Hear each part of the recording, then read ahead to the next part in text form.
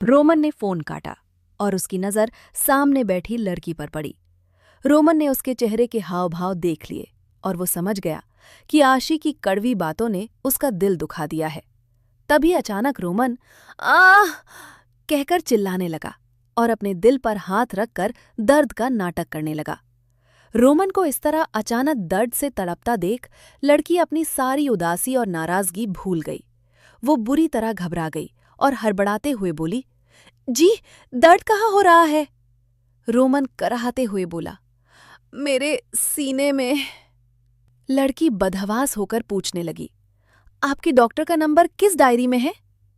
Roman ने इशारा किया, सामने वाली दराज में है। लड़की ने घबराहट में डायरी निकाली और भागकर रोमन के पास आई।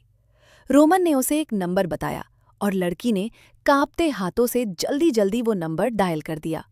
पर जैसे ही कॉल लगा, रिंग की आवाज उसी कमरे में गूंजी और खुद लड़की के फोन पर घंटी बजने लगी। उसे लगा कोई गलती हुई है। उसने दोबारा डायल किया, पर फिर से उसके ही फोन पर रिंग हुई। लड़की ने जब चौंक कर डायरी में नंबर चेक किया तो उसे पता चला कि रोमन ने उसे जो नंबर डायल करने के लिए कहा था, वो तो उसी का अपना नंबर था। वो अभी कुछ समझ पाती या कुछ सोच पाती, इससे पहले ही रोमन ने झटके से उसे अपनी ओर खींच लिया। रोमन ने उसे झटके से अपनी ओर खींचा और उसके कान में धीरे से फुसफुसाते हुए बोला, मेरे दिल की डॉक्टर तो तुम ही हो जाना। जैसे ही ये शब्द लड़की के कानों में पड़े, उसके उदास चेहरे पर गुलाब जैसी प्यारी मुस्कुराहट खिल उठी। रोमन ने उसे छेड़ते हुए आगे कहा, चलो जल्दी से इलाज करो मेरे दिल का। ये सुनते ही लड़की ने शर्म के मारे तुरंत अपनी नजरें झुका ली। रोमन ने प्यार से उसका हाथ पकड़ा और उसे अपने दिल के पास ले जाकर रख दिया। जैसे ही उसका हाथ रोमन के सीने को छुआ, उसके दिल की धड़कन पहले से दोगुनी तेज हो गई।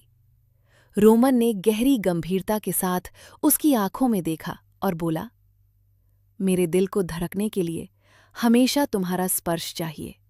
देखो, जैसे अभी तुम्हारे छूते ही ये धड़कने लगा। मेरे जीने की वजह सिर्फ तुम हो जाना। रोमन की इन बातों ने लड़की के दिल में एक अजीब सी हलचल मचा दी और उसके सीने से लवदव की आवाज साफ सुनाई देने लगी। रोमन ने बड़ी गंभीरता से पूछा, क्या मैं भी तुम्हारी सांसों की वजह हूं जाना? रोमन के ऐसा पूछते ही लड़की के दिल की धड़कन और भी तेज हो गई, मानो उसकी आवाज पूरे कमरे में गूंज रही हो। रोमन ने जोर देते हुए कहा, बोलो जाना। लड़की रोमन की बातों के जाल में बुरी तरह उलझ चुकी थी। तभी रोमन ने उसका हाथ पकड़ा और उसे अपनी ओर खींचते हुए धीरे से बोला, चलो तुम्हारी उलझन मैं हल्की कर देता हूं।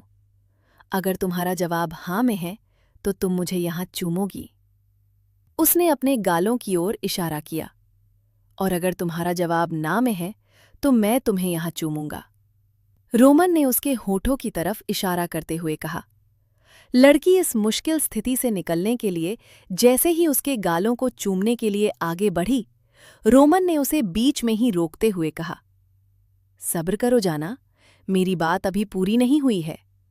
अगर तुम मेरे गालों को चूमोगी तो तुम्हें अपने सारे कपड़े उतारकर अपने खुले बदन की नुमाइश मेरे सामने करनी होगी, और अगर मेरे होठों को चूमोगी तो मेरे साथ तुम्हें नहाना पड़ेगा, वो भी तुम्हारे खुले बदन के साथ। रोमन की इन बेबाक और बोल्ड बातों को सुनकर लड़की शर्म और घबराहट से वहीं जम गई। उसे समझ नहीं आ रहा था कि वो अब क्या करे। रोमन ने अपनी बात दोहराते हुए कहा, जल्दी करो जाना, हमारे पास सिर्फ शाम तक का ही समय है। लड़की अच्छी तरह जानती थी कि रोमन अपनी बात मनवाए बिना उसे छोड़ने वाला नहीं है, इसलिए उसने झट से हिम्मत जुटाई और रोमन के गालों के पास जाकर उसे चूम लिया। रोमन ने अपना हाथ उसके दिल की धड़कनों के पास रखा और बेहद खुश होते हुए बोला, इसका मतलब मैं तुम्हारे दिल की धड़कन की वजह हो जाना, ये सिर्फ मेरे लिए धड़कता है।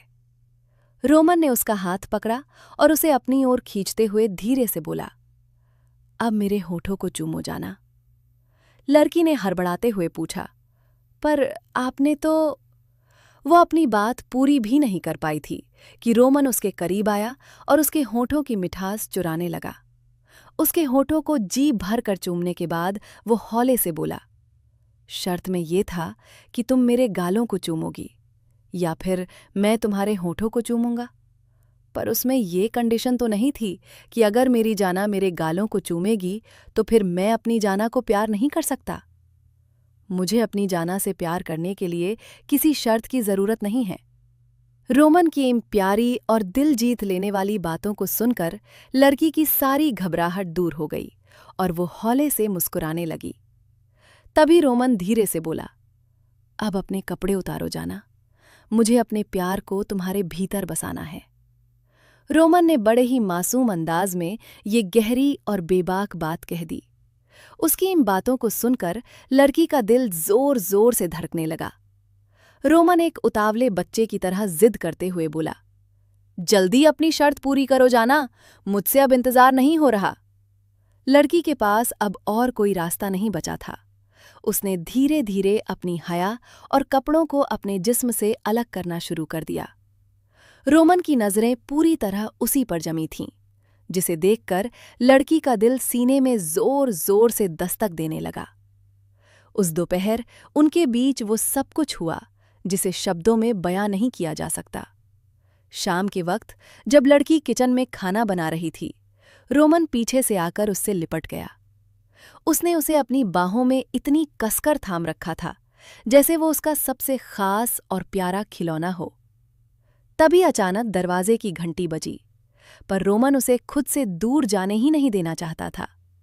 जब दोबारा घंटी बजी, तब लड़की ने हौले से कहा, जी, दरवाजे पर कोई है। रोमन ने बड़ी मासूमियत से जवाब दिया, ये दरवाज़ा भी ना, हमारे बीच का दरवाज़ा है। रोमन दरवाजे की ओर गया और जैसे ही उसने पल्ला खोला, सामने आशी खड़ी थी।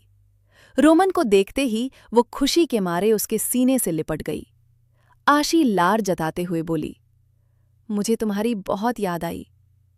लेकिन रोमन को उसे देखकर कोई खास खुशी महसूस नहीं हो रही थी।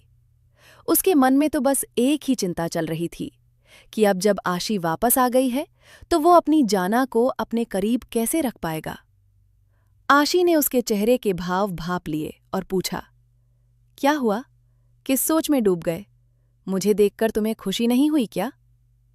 रोमन ने खुद को संभालते हुए झूठ बोला, नहीं, ऐसी बात नहीं है। मुझे लगा मैं तुम्हें खुद एयरपोर्ट पर पिक करने जाऊंगा, तुम थक गई होगी, चलो अंदर आओ। आशी ने बड़े हक से रोमन का हाथ थामा और घर के अंदर दाखिल हुई। रोमन ने धीरे से अपना हाथ उससे छुड़ाया और उसे सोफे पर बैठने का इशारा किया। आशी सोफे पर बैठते ही तुनक कर बोली, मुझे कॉफी पीनी है, मैं उस मेड गर्ल को बनाने के लिए बोलती हूँ, कहाँ है वो?